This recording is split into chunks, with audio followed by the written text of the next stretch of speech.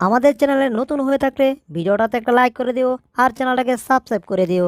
আর পাশে নোটিফিকেশনটা অন করে দিও, তাহলে নতুন ভিডিও দেওয়ার সাথে সাথে তোমরা পেয়ে যাবে। ধন্যবাদ।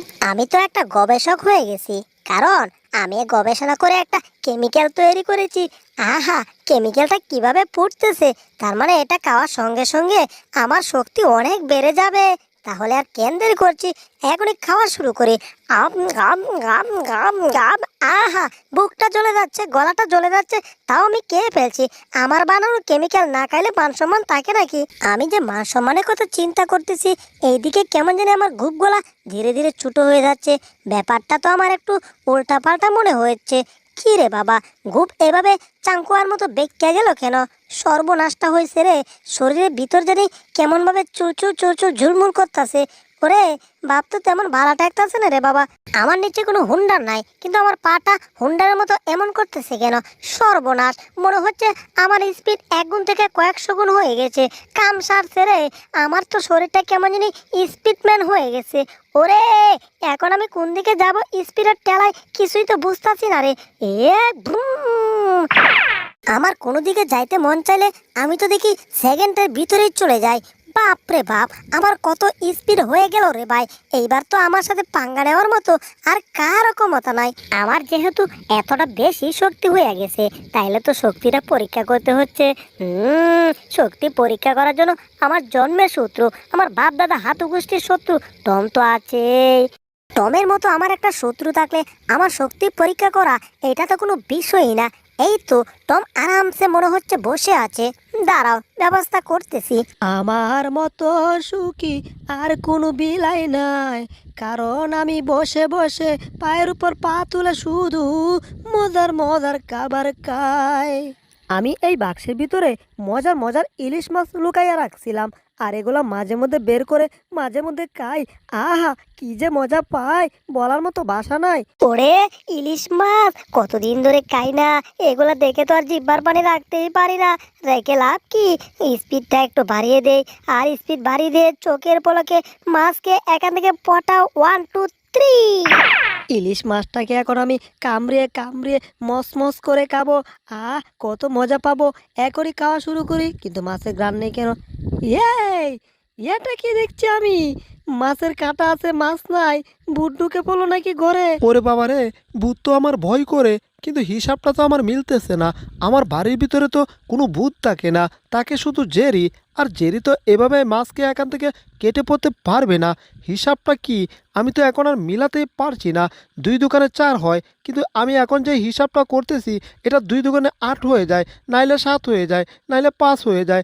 আসলে হিসাবের আগাগোড়া কিছুই আমার কাছে নাই। কিন্তু তাতে আমার কোনো সমস্যা নাই, কারণ আমার কাছে অনেকগুলা ইলিশ মাছ আছে। একটা খাইছে তো কি হয়েছে, আরও আছে না? এবার এখান থেকে আরও ইলিশগুলা খাবো। ওই, এটা কি হচ্ছে রে বাবা? চোখের পলকে কি জানি আইলো, আবার চলে গেল। এ, চলে তো গেছে, শুধু এমনি এমনি না, সব মাছকে কাঁটাগুলা রেখেই চলে গেছে। কি ভূতুরে কাণ্ড রে বাবা! আমি শিওর যে বাড়ির ভিতরে কোনো ভূত আছে। ওরে বাপ রে বাপ, দেখি তো ভিতরে আর মাছ আছে কিনা। কোত্থেকে একটা মাছ থাকবে তো দূরের কথা, মাছের কোনো চিটাও নাই। কিন্তু মনে হচ্ছে বাদা মাছের যে তেলটা, সেই 1 ফোঁটা তেল আছে। সমস্যা নাই, মাছ না খাইলে কি হবে, তেল তো আছে। এবার আমি তেলটাকে মজা করে খাবো। মাছ বাদার তেল খাওয়ার মজাই আলাদা। আঙ্গুলটা চেটে চেটে খাবো, অনেক মজা পাবো। এ এ এ, কি করছে কি করছে? এই, আঙ্গুলের তেল থাকবে দূরের কথা, আঙ্গুলের চামড়া সহকারে নাই। এ, তার মানে নিশ্চয়ই বাড়ির ভিতরে কোনো ভূত আছে। বেচারা বিড়াল এখন সকাল থেকে সন্ধ্যা পর্যন্ত শুধু এটাই ভাববে যে তার মাছগুলা কে চুরি করে খাইলো, কিন্তু ভেবে কোনো লাভ হবে না। আর দূর দূর দূর, সেকেন্ডের ভিতরে মাছ খাওয়ার হিসাবটা তো আমি ভূতের সাথে মিলাতে পারছি না। তার মানে ভূত এসে আমার মাছটা খেতে পারবে না। ভূত মাছ খেয়ে কী করবে? হা হা হা হা, আমি যে কি ভুকা, শুধু শুধু আজে বাজে চিন্তা করছি। ভূত এসে নাকি আমার মাছ খেয়ে ফেলছে, কিন্তু ভূত যদি আমার মাছ না খেয়ে থাকে, তাহলে আমার মাছটা খাইলো কে? এটাও তো চিন্তার বিষয়, তাই না? আমি না আসলেই বোকা, আমার মাছটা কে আর খাবে? মাছটা কিন্তু কে খাবে সেটাই তো আমি জানি না। ভূতেও খাই নাই, কিন্তু কথা হচ্ছে যে এই মাছ কাওড়াটাকে আমার খুঁজে বের করতে হবে রে ভাই। মাছ কাওড়াটা নিশ্চয়ই জেরি, আর জেরিকে ধরার জন্য ঠিক পিঁপড়ার মতোই আমি একটা যন্ত্র আবিষ্কার করব, পিঁপড়া মার্কার রোবট। আর এরপর সেই রোবটের পিছনে আমি একটা রকেট বম চালিয়ে দেব। আর যেই রকেট বমটা টমকে ধরে তুকো আমাকে না, মানে ওই মাছটুটাকে ধরে ইচ্ছা মতো পুড়ে দেবে আকাশে নিয়ে ছেড়ে। আর তখনই খেলা ডিসমিস হয়ে যাবে। বুঝো নাই, এটা মাথার নলেজের ব্যাপার, এটা এমনি বুঝবা না, একটু পরে দেখতেই পারবা। সকাল সকাল পত্রিকা পড়ার মজাই আলাদা, তাই তো আমি পত্রিকা পড়ি। কিন্তু আজকের পত্রিকাতে ব্রেকিং নিউজ, পত্রিকাতে লেখা আছে অনেক দিন আগের কথা। আবুল্লা নামক একটা বাড়ি ছিল, আর সেই বাড়িতে আবুল্লা একদিন ময়রা ভূত হয়ে গেছিল। কিন্তু সে অনেক সোনাদানার টাকা পয়সা চিন্তায় ডাকাতি করে সেই বাড়িতে রেখেছিল।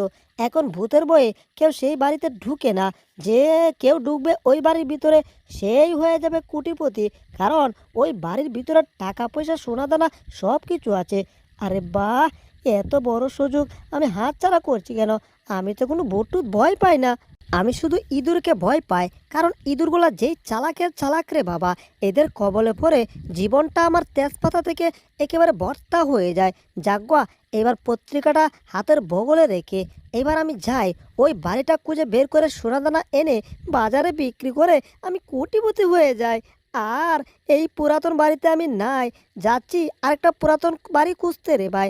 এই পুরাতন বাড়িতে থেকে তো শুধু ঘর ঝাড়ু দিতে হয়। আহা কি আনন্দ আকাশে বাতাসে। কি ব্যাপার, টম নাচ্চা নাচ্চা কোমর দুলাইয়া দুলাইয়া কোথায় যাইতাছে? ব্যাপারটা কেমন জানি একটু অন্যরকম মনে হচ্ছে।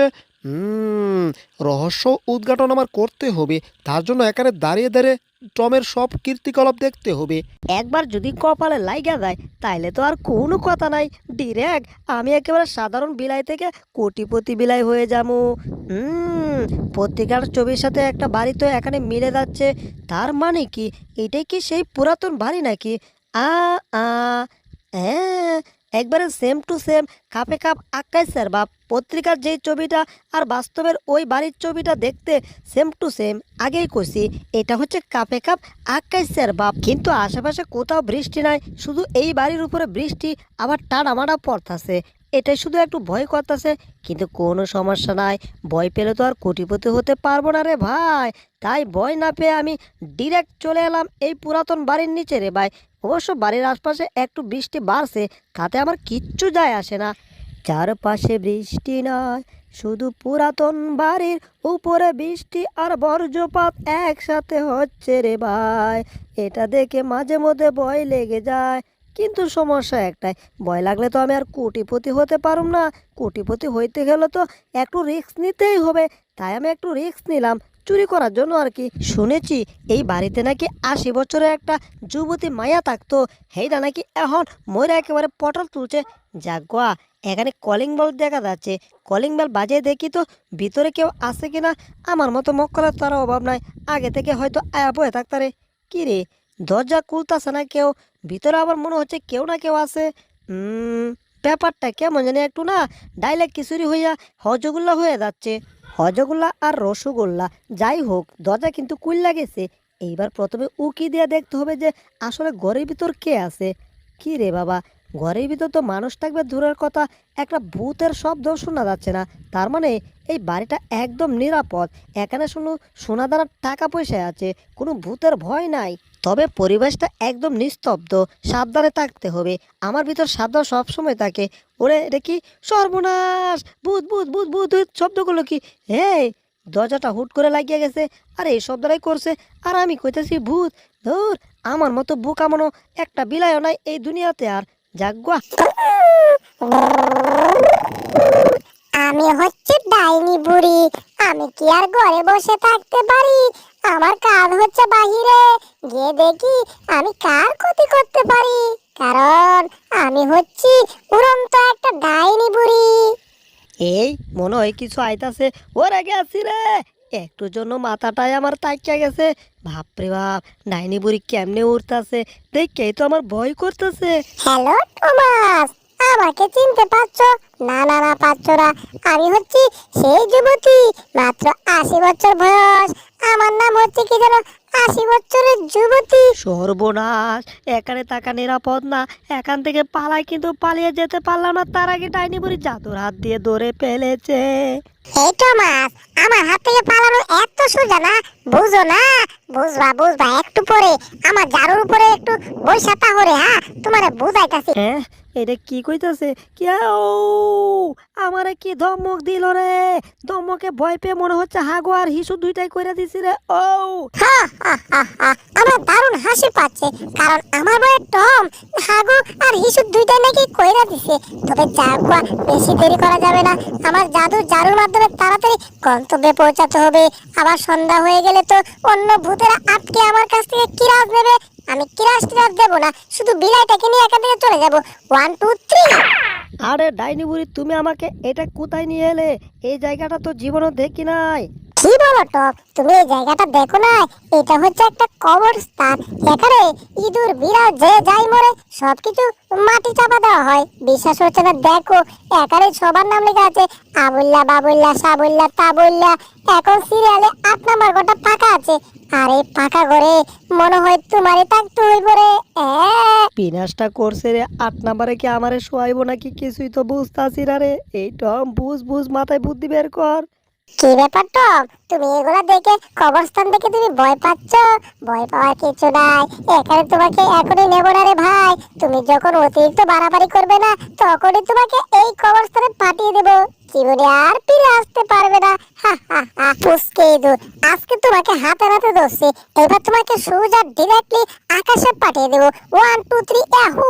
আরে বাহ, টমের তো দারুণ বুদ্ধি। তরমুজের লোভ দেখে আমাকে ধরতে চাচ্ছে, কিন্তু আমি যে সেখানে নেই সেটা কি টম বুঝতে পারছে? হা হা হা হা। না, কিচ্ছু বুঝতে পারে না এই টম, আসলেই বোকা।